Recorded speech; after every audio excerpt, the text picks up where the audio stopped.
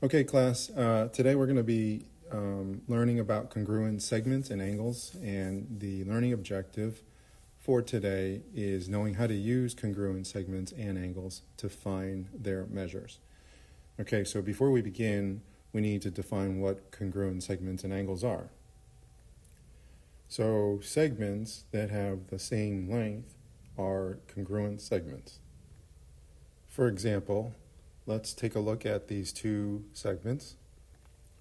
We have segment AB, which is right here, and segment CD, which is right here. Now, if you see a marking like this, let's say we draw a line like that, and I draw a line over here, that is an indication that both these segments, segments AB and segment CD, are of equal length. Okay, and then here we have another example, segment PQ and segment RS. And if we draw a double tick mark, for example, then that would indicate that those segments are equal. Okay, and then similarly, angles that have the same measure are congruent angles. So let's take a look at a couple examples. We have angle TUV and XYZ, and if they are concurrent angles, then we would mark it like this with a red little arc here, and that would signify that both of these angles are congruent. The other notation for congruent angles would be as follows: angle TUV is congruent to angle XYZ. Okay, so going back to the segment, I should probably notate that segment AB, segment AB is congruent to segment CD, and then segment PQ is congruent to segment RS. Okay, and then similarly, angle FGH is congruent to JKL, and we can notate that with arc marks. In this case, there will be two of them. Okay, so when you see angles with two arc marks, that means they are congruent.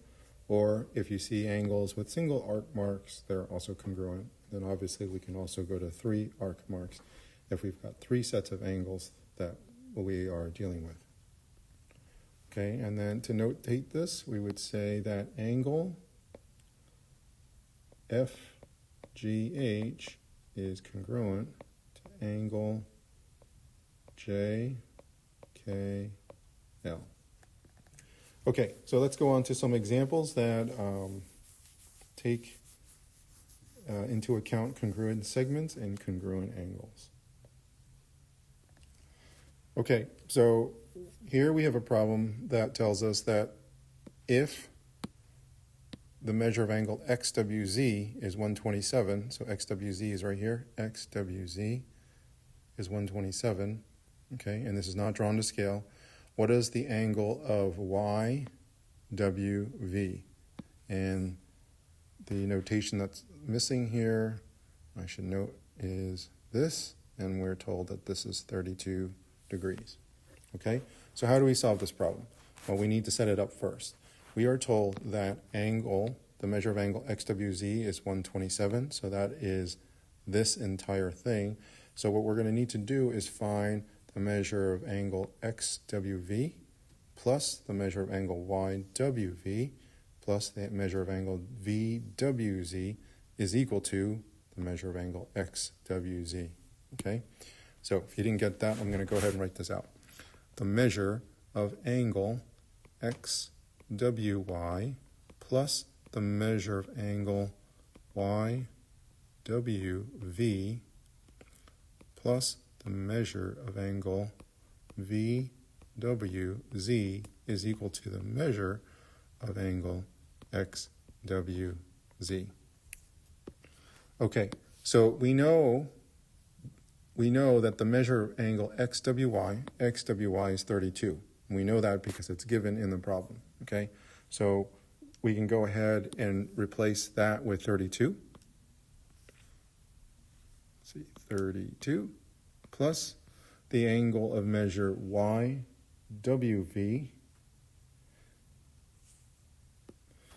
which is right here, YWV. We don't know what that is, so we're just going to go ahead and leave that as the measure of angle YWV, okay?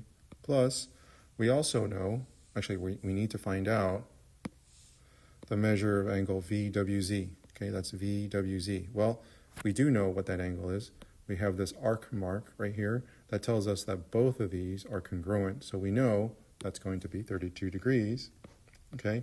And then the last part, measure of angle XWZ, okay, is given to us in the problem. Measure XWZ is 127, so we'll go ahead and write that in, is equal to 127.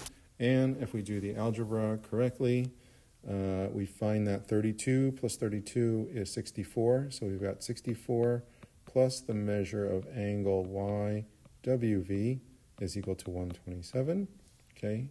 Then we're going to subtract 64 from both sides, and we find that measure of angle YWV is equal to 63, okay?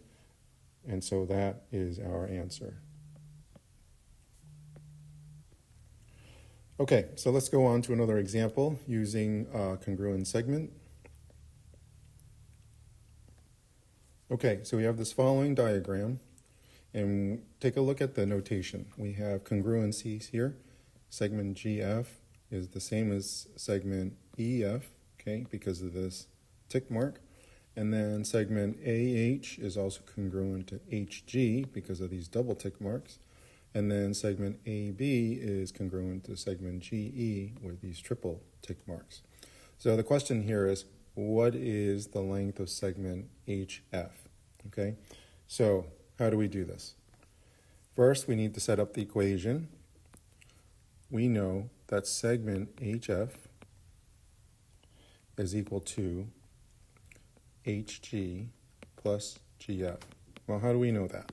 Take a look at segment HF, right? This is comprised of HG, which is from here to here, and then segment GF. Okay, so this entire segment is made up of these two subsegments. So now the next question is, do we have any congruencies? Okay, well, we do.